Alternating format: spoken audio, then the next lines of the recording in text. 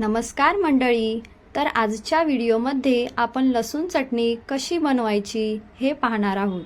तर यासाठी लागणारे साहित्य आहे 15 ते 20 लसूण पाकळ्या, 2 वाट्या सुकं खोबरं आणि 7 ते 8 लाल सुक्या मिरच्या. सर्वप्रथम सुकं खोबरं आपण बारीक चिरून घेणार आहोत. त्यानंतर मिक्सरमध्ये लाल सुक्या मिरच्या, हळद आणि मीठ घालून वाटून घेणार आहोत.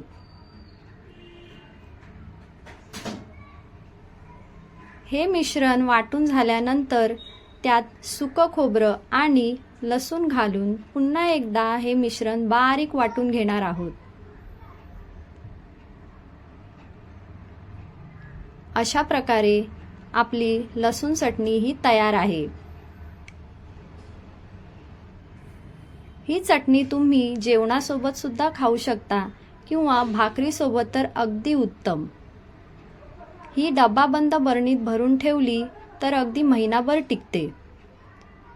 अशी झटपट होणारी आणि स्वादिष्ट अशी लसूण चटणी तुम्ही नक्की करून बघा आणि कमेंट करायला विसरू नका. व्हिडिओ आवडला असल्यास लाईक आणि शेअर करा आणि चॅनलला नवीन असाल तर सबस्क्राईब करायला विसरू नका.